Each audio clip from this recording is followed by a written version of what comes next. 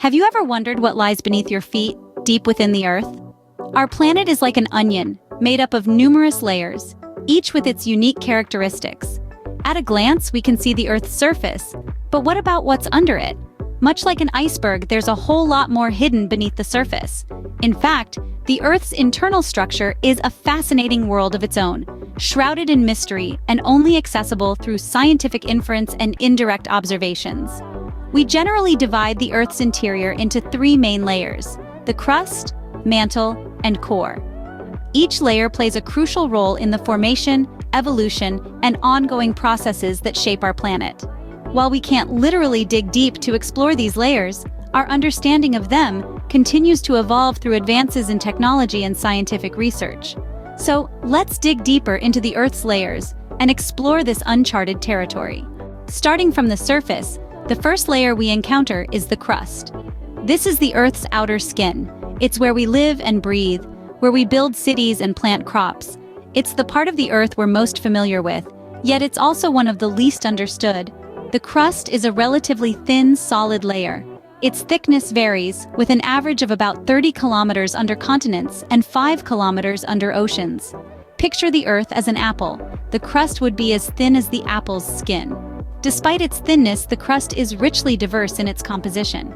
It primarily consists of light silicate minerals such as quartz and feldspar. Interestingly, the crust is not a single, unbroken shell. It's divided into large pieces known as tectonic plates, which fit together like a jigsaw puzzle. These plates can move, collide, and slide past each other, causing earthquakes, forming mountains, and creating oceanic trenches. Now, the crust isn't uniform all over the Earth. It's divided into two main types: continental and oceanic crust. The continental crust forms the landmasses. It's thicker, older, and composed of granitic rocks, which are lighter than the material in the oceanic crust. On the other hand, the oceanic crust underlies our oceans. It's thinner, younger, and made up of basaltic rocks, which are denser than granitic rocks. These differences in the crust's composition and density play an important role in shaping the Earth's surface. They determine where continents form, where oceans basin, and how the landscape changes over time. So although the crust is the thinnest of the Earth's layers, it's far from insignificant. It's the stage upon which the drama of Earth's geological history unfolds. It's where the action happens, from the shifting of tectonic plates to the eruption of volcanoes. Though it's the Earth's thinnest layer, the crust is our direct interface with the planet's internal structure. It's the first step in our journey to the center of the Earth, and it's a fascinating one at that. Let's keep delving deeper. Beneath the crust lies the mantle, a thick, hot, and semi-molten layer. Imagine a blanket of rock that extends approximately 2,900 kilometers deep. This vast layer is not uniform. It's separated into two distinct sublayers, the upper and lower mantles. The upper mantle, the one directly beneath the crust, is composed primarily of a rock called peridotite, along with other ultramafic rocks. Now, this isn't your ordinary rock. This layer is teeming with activity, characterized by relatively low temperatures and pressures. This allows for solid-state convection currents to form. Picture a pot of thick soup on low heat. The heat causes the soup at the bottom of the pot to rise, while the cooler soup on top sinks. This continuous cycle of rising and sinking is similar to the convection currents in the upper mantle. These currents are the hidden hands that push and pull the Earth's crust, driving the process of plate tectonics. This motion is the architect behind the Earth's geography, shaping mountains, oceans, and continents. Now, let's delve deeper into the lower mantle. Here, conditions are extreme. The lower mantle experiences high pressures and temperatures, resulting in a more compact and rigid composition. This layer is like a stubborn old rock, resisting change and movement. A boundary known as the transition zone separates the upper and lower mantles. This boundary marks a significant change in the mantle's physical properties. These different layers of the mantle aren't just separated by physical boundaries. They're also distinguished by their roles in shaping our planet. The upper mantle, with its convection currents, is the artist, sculpting the Earth's surface. The lower mantle, on the other hand, is the foundation, providing stability and structure to our ever-changing planet. The mantle isn't just a layer of rock beneath our feet. It's a dynamic and complex system, a crucial component of our planet's internal machinery. And it's this machinery, driven by the mantle's convection currents, that shapes the world we see today. The mantle, with its convection currents, is the driving force behind the Earth's dynamic surface. At the heart of our planet lies the core, a sphere of iron and nickel that's split into two distinct parts, the outer core and the inner core. Each of these parts plays a unique role in making our planet what it is. Let's start with the outer core. Extending from a depth of about 1,800 miles to about 3,200 miles. The outer core is a sea of molten iron and nickel.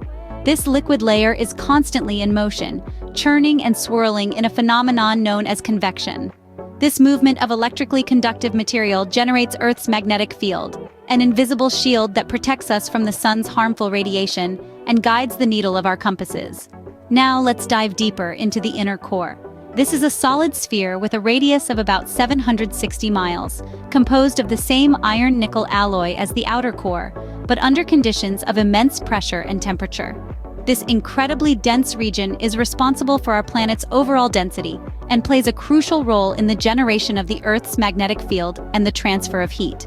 As we transition from the lower mantle to the core, we encounter a significant change in seismic wave velocities.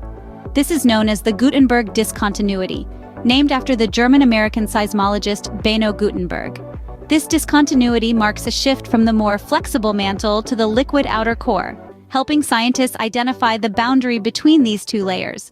Despite being hidden deep within the Earth, the core has a profound impact on our lives. From compass navigation to protecting us from solar radiation, the core is a silent guardian, ensuring the survival and progression of life on Earth. Yet, we've only scratched the surface of understanding this complex system. As we continue to explore and learn, who knows what secrets we will unearth about the heart of our planet. But how do we know so much about something we can't directly observe, you might wonder? The answer lies in the power of scientific inference, using indirect observations and clever techniques to map out the Earth's internal structure. One of the primary tools in this quest is seismology, the study of seismic waves generated by earthquakes or artificial sources. When an earthquake happens, it sends shock waves traveling through the Earth. These waves move at different speeds depending on the material they're passing through.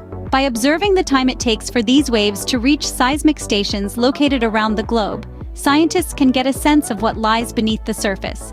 Think of it as the Earth whispering its secrets through vibrations. For instance, the sudden change in seismic wave velocities at the Gutenberg discontinuity tells us that we're transitioning from the mantle to the core. Beyond seismic waves, geophysicists also rely on gravimetry, which measures variations in the Earth's gravitational field. Like a colossal apple falling towards the ground, everything is attracted to the Earth's center. However, the strength of that pull isn't the same everywhere. Variations can reveal clues about the distribution of mass within the Earth, helping us understand the density and composition of different layers. Then there's geomagnetism, the study of the Earth's magnetic field. You might know that the Earth is like a giant bar magnet, with a magnetic field extending thousands of kilometers into space. But did you know that this magnetic field is generated by the swirling, electrically conductive liquid iron in the outer core? By studying the Earth's magnetic field, scientists can learn more about the dynamics of the core and the processes that generate our planet's protective shield. So, while we can't physically travel to the Earth's center, tools like seismology, gravimetry, and geomagnetism allow us to probe its depths from the surface. These techniques allow us to probe deep into the Earth's interior, unveiling its hidden secrets. So, why should we care about the Earth's internal structure? It's a valid question, and the answer is quite profound. Understanding Earth's internal structure is like unlocking the secrets to our planet's biography. It gives us insights into its formation, evolution, and the ongoing processes that continue to shape our environment. It's not just about satisfying our scientific curiosity, though that is a worthy pursuit in itself. The practical applications are numerous. Resource exploration, for instance, relies heavily on our understanding of the Earth's crust and mantle. Earthquake prediction, an essential tool in disaster preparedness, is also rooted in our knowledge of how seismic waves interact with the different layers of the Earth. So, you see, this isn't just an academic exercise. As we continue to explore and understand the Earth's internal structure, we not only gain scientific knowledge, but also equip ourselves to better navigate and protect our planet.